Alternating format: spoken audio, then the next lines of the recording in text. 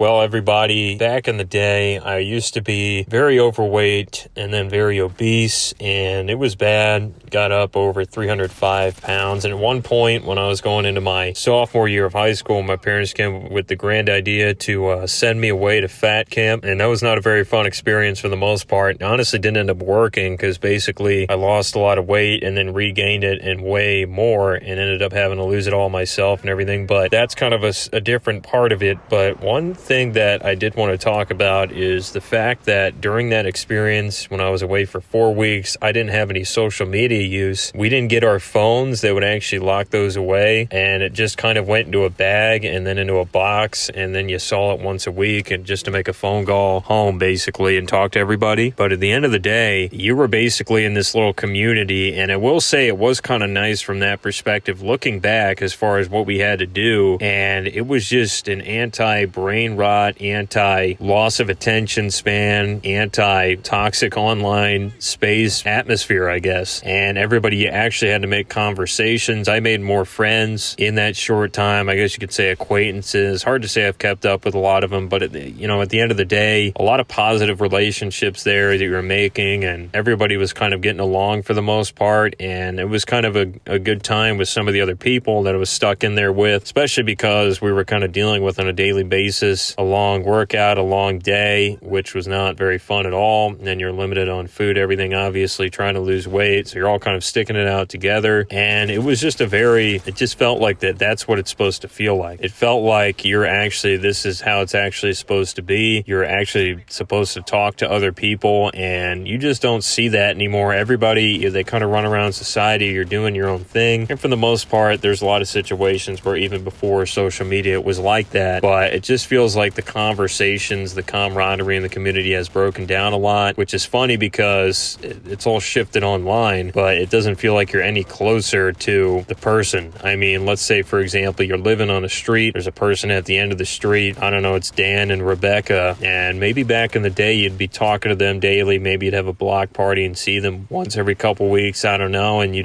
know what they're doing. You know what they do for work. You know a little bit about them. Whereas you see that all online and you kind of know some of the same information. Maybe you see that on their Facebook page, but you just kind of react to whatever they put out, which is their best self and all that on their Facebook page. And you just don't know. You don't get that dopamine hit from being able to interact with them and actually having a decent relationship. And so that's what it was like all the time, though, during these 4 weeks. And it just felt a lot more normal. And the crazy part is a lot of people, and myself included, you kind of habitually log on to social media. You're opening up Instagram, Snapchat, stuff like that, TikTok, even when you don't even want to. You just kind of do it out of habit. And you're like, well, why am I even doing this right now? I just wasted 15 minutes when I'm supposed to be working on this. And you think you would be incredibly bored without being able to get that quick dopamine hit from watching somebody parkour a McDonald's onto a Burger King or something stupid. You think your life would be bored. But I remember during that time, again, especially because you're actually having to talk to people to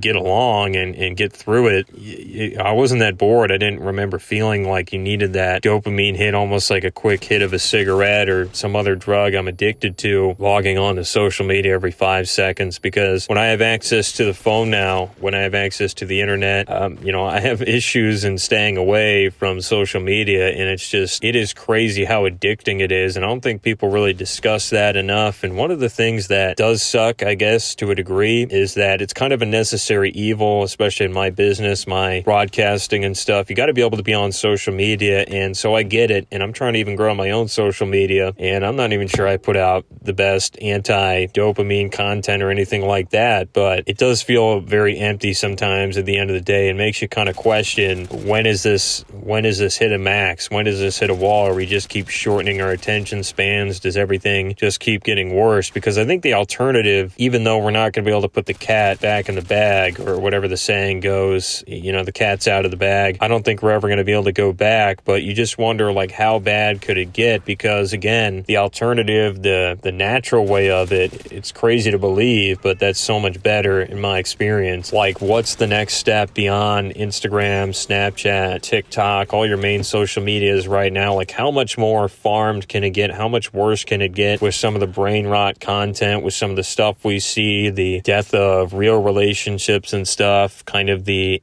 insular environment of it, how bad does it get before people start to maybe log off? Maybe they start to value in real life relationships and stuff like that. Will there be a breaking point? That's what I'm trying to figure out, because it's kind of crazy what we're missing out on. In my time during Fat Camp, 4 weeks away, no social media, just actually having to talk to people, it made me realize what we're really missing out on. And it also makes you realize that's the way it was and it's supposed to be for the last, I don't know, thousands of years since humans have existed. That's kind of been the way to communicate until very recently. So just an outpouring of thoughts again, guys, on this video. Just wanted to say something about my experience. We can talk, there's really a lot of stories that I have from that Fat Camp. We could talk about that, and we could talk about a lot of other experiences along those lines. But I think the social media aspect of it, not having access to our phones, was crazy and almost a social experiment or science experiment in and of its own. If somebody wanted to run it, think about that. I mean, how many times does anybody go without their phone for 4 weeks nowadays? That was something to study. I went through it, I feel like, although nobody was scientifically monitoring it. Those are just some of my thoughts and observations. So be sure to check out, speaking of, the social media on screen. If you guys are interested at all and you're not too dopamine fried today, go check it out. And I'll also leave some of my other stuff in the description below. Looking forward to another video that'll come out soon. Thank you so much for tuning in today.